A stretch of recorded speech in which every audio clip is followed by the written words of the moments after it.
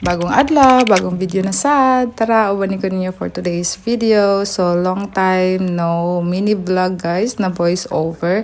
Pero karon among i-share is ang among pa-check up kay Dada. So, nagkatawa mi ani guys kay daghan na kay ginabati si Dada. So, anak ko 30, daghan na kay sakit. So, ang na-feel ni Dada guys, as you can see sa mga previous na video na nagpa-check up mi diri before tungod sa sakit sa iyahang likod. So abi na mo tungod lang sa pag karga or pag-alsa sa mga bugat na crate sa work kay tungod lagi na-assign siya sa fruit and veggies department sa iyahang work. So nag-alsa na sila og mga bugat na gulay o prutas. So abi na mo lang to siya na reason. Pero ipa-check up na mo to and gi-advise lang siya na mag-exercise o mag-physiotherapy. Pero today is Monday, na-film na ako ni nga video, and Sunday nag-experience siya og chills. So grabe ang panugnaw guys, maski ano kayo ang adlaw nito tag adlaw, sunny day kami. So ang na-feel na ako is ano lang igang, pero siya naka-feel siya og nangurog siya.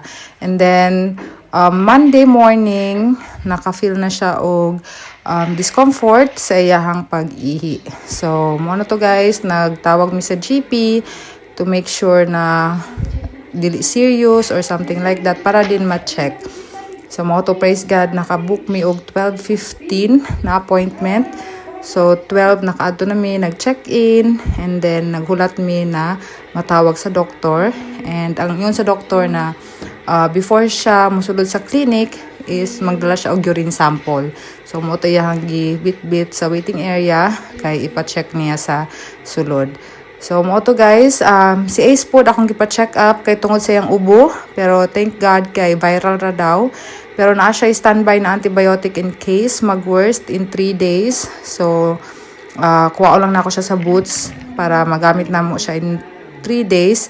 Pero while filming this guys or voice over ani na video is wala na ubo si Ace. So, praise God, wala naman nagamit ang antibiotic. So, mo to guys, and gahulat mi kay Dada ani. Habang naghulat mi kay Dada is nag-nappy change na ko para pagtapos ni Dada is diretso na mi kung asa mi mo adto. So, ayun guys, and wala to na lang nato si Dada kasi naa siya'y work pod, mag-night shift pa siya unya. So, tanawon nato on sa result sa iyahang urine sample. And fast forward guys, nahuman na iyahang check up, and true enough, nag-ingon pa siya sa ako guys, pag gawas niya sa clinic, ano siya, naadaw siya kidney failure. Ha? Anak ko, kidney failure dayon? So, ano ko, kidney infection lang di ay. So, thank you Lord, kay kidney infection ra. And ang iyahang treatment is antibiotic, and naka-sick note siya for 8 days. So, wala siya trabaho guys for 8 days. And more water, advice sa doktor. Kay tungod lagi ginahimo na niyang tubig ang kape. So makalimot na siya inom og tubig. And yung outfit guys karon is naka-jacket and everything.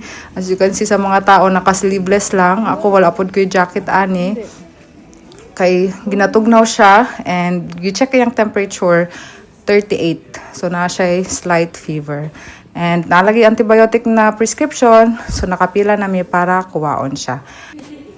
So, mo to guys, ang mga panghitabo sa mga previous nga adlaw. And thank you so much for watching. And thank you sa inyong time. See you again sa among mga next videos pohon. Bye-bye!